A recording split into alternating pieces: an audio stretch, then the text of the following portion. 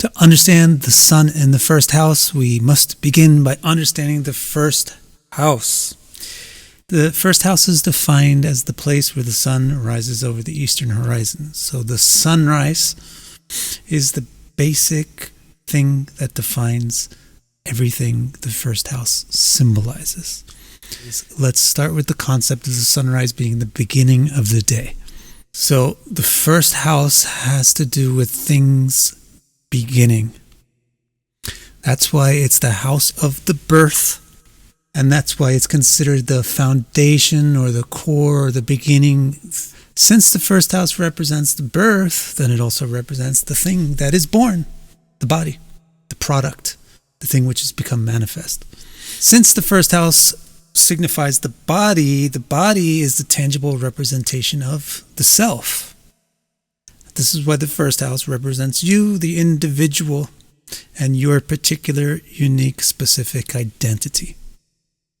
The other thing about the sunrise, a different way of looking at beginning is this is when something becomes visible. When the sun rises, that's when you start to see. The light from the sun lets you see shapes and colors, etc. This is why it's the house that is very important for actual manifestation of results, for things to be able to become tangible. Then they should be in the first house or affecting the first house or affecting the first lord somehow. And because it deals with the visible aspects of things, this is why it represents your body and the traits or the visible aspects of the body, like what is your specific appearance, how do you behave, what's your character. Now, to understand the sun in the first house, another thing that we really need to understand is the sun. The sun symbolizes the soul. So the sun, in a very vague sense, signifies light. And consciousness is always poeticized as light. Awareness is light because light creates visibility and light grants vision.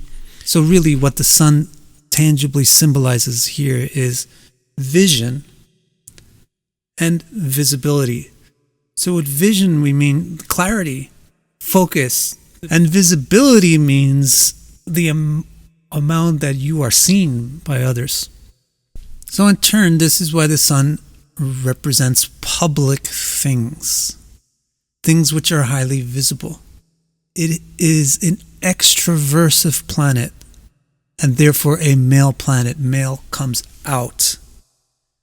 So the sun signifies things which are making themselves made known, things which are manifesting and becoming visible and expressed. That has to do with the visibility aspect of light or awareness, and then the vision aspect, the ability to tell the difference between left and right, gives you a sense of clarity. Clarity gives you command. Command, the ability to say yes and no, the ability to say left, right. On the other hand, the soul also signifies the animator, like the animator also means the life force. So sun symbolizes your health. How much vitality do you have? How much life force is there? The life force and the soul is the basis for you, the self, right? The identity. So the sun signifies your ego. What kind of identity do you have? Who are you specifically? And how healthy is it? Do you have self-esteem or not?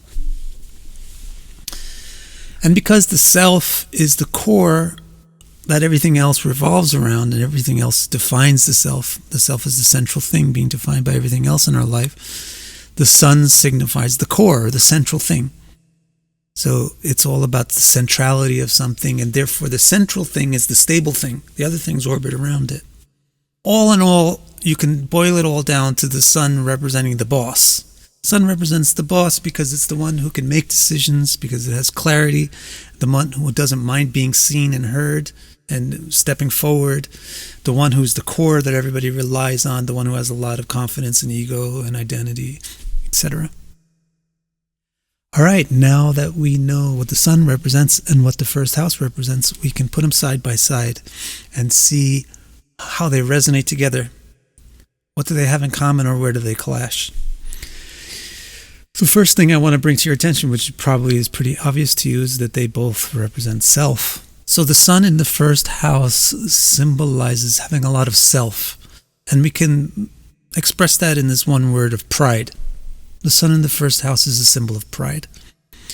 Now, when you have a planet in a house, the exact interpretation that you want to give to it depends upon the circumstances of the planet. So when you think about generically, like what does the sun in the first house represent, make sure you try to think in the spectrum.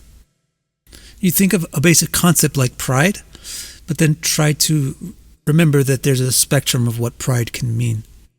So for example, a sun in the first house in a very healthy condition with nice aspects that it likes and conjunctions with planets that it likes and in signs that it likes, that signifies good pride. What do we mean by good pride? It means like self-confidence, self-esteem. But a sun in the first house in a sign it doesn't like, or with aspects from planets it doesn't like, etc., that signifies bad pride. You're proud. It means you have self-importance, or you refuse to cooperate with other people. Another thing about sun in first house that's pretty obvious is that the sun is all about visibility, and the first house is all about visibility. And so when the sun is in the first house, you expect a lot of visibility. So in a word, we can say prominence. But again, think of this on a spectrum. If the sun is doing really well in the first house, then prominence means leadership. But if the sun is doing poorly in the first house, it's more like dominance. If the sun is doing well in the first house, prominence means somebody that inspires followers, somebody that inspires loyalty. If the sun is in the first house in a bad condition, it means somebody that demands loyalty and expects it. So is kind of lazy and expects other people to do things for them. If the sun is in the first house in a good state, then prominence means they can take care of themselves. So that means like self-sufficient and disciplined and self-contained and self-controlled. But if the sun is in the first house in a bad state, then that means intolerance, uber strictness, unforgivingness. And it's not just that simple actually as whether the sun is good or whether the sun is bad. It's also the type of goodness or badness. So the sun might be in a type of condition that highlights unforgivingness, even though it may not necessarily be all bad. So you can get a mix. Some of the good traits of the sun in the first house can come out, but some particular bad traits. Another thing about the sun and the first house is that they both have to do with health, the body and how healthy it is. So if the sun is in the first house, we expect a lot of health. If it's doing good in the first house and the person is healthy, then especially in the sense of having vitality, having fire. If the sun is not doing well in the first house, then they will have problems with too much energy, too much acid, too much bile. And this is related to actually just the simple fact that the planet in the first house has its traits amplified. So when the sun is affecting your physical traits, you have a pitta body type. A pitta body type means a lot of metabolism. So generally you're going to find people that are thinner, maybe lean. The hair is not really thick. The hair is light and fluffy, maybe thin. And the body has a yellowishness to it, and the eyes are not particularly brightly white. And so sun in the first house in bad situations or in situations which overly accentuate the acidity can have damage upon the hair and the eyes. Now that we have a pretty clear theory about what the sun in the first house is all about, let's look at some famous people with the sun in the first house and see how this might make sense. So first of all, have a look at Gandhi. Gandhi is sun in the first house in Libra. Whoa, this is really funny actually how prominent this is. Pride, right? Pride in a negative sense was non-cooperation. That was Gandhi. Gandhi is defined as the civil disobedience movement. Civil disobedience. So that is his thing. That is his trademark, was disobedience, which is what you would expect from the sun debilitated in the first house. But how come he's famous and revered, etc., for his civil disobedience? Well, there's a lot of other things in the chart which are quite nice. One hallmark of his chart is the exact mutual opposition between Jupiter and Mars. That's famous for giving people who kind of have a religious following, who have kind of like a religious flavor to them, actually. He also, that particular Jupiter influence on Mars is also influencing his Venus and Mercury, and that whole combination of Venus, Mercury, and Mars makes 2 Raja Yogas. Another person with the sun in the first house is Vivekananda.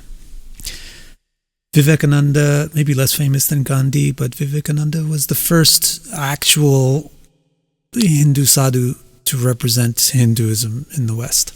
You may notice that he doesn't really look like Gandhi. Gandhi has the trademark of being lean and thin, but Vivekananda is kind of plump, and also you can notice he has good hair and he has big eyes. So what you want to pay attention to is the fact that he's got Venus in his first house as well. Think about the situation here of the 2 being in Capricorn. Venus is happier. Venus is in a friend sign in Capricorn, Sun is in an enemy sign in Capricorn. So Venus kind of defines Vivekananda more than the Sun.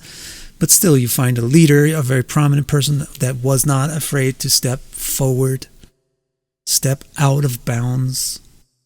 Not only was it the first time that the West admitted an actual sadhu from the East, from India, to come forward, but actually India was insular.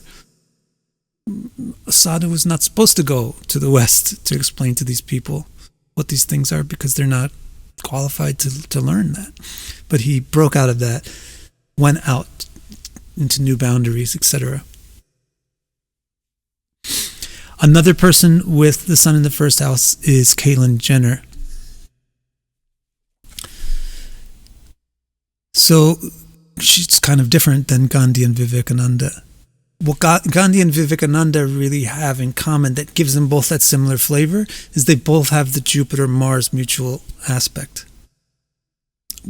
whereas Caitlyn Jenner doesn't. So with Caitlyn Jenner, what do you see from the sun in the first house? Well, a person who's very prominent, celebrity type of person. Also a person that's athletic. So lean, muscular, athletic, healthy.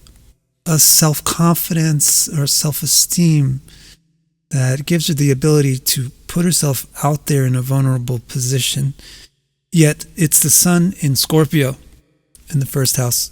So it's kind of this mixed bag. If you want to actually have my interpretations for all of your placements in your chart, you can go to my website and order that from the charts page. It's victorcara.com/R2. So I hope that gives you a clear grasp of the sun in the first house, in theory, how it operates, and then also in practice in a couple of charts of well-known people.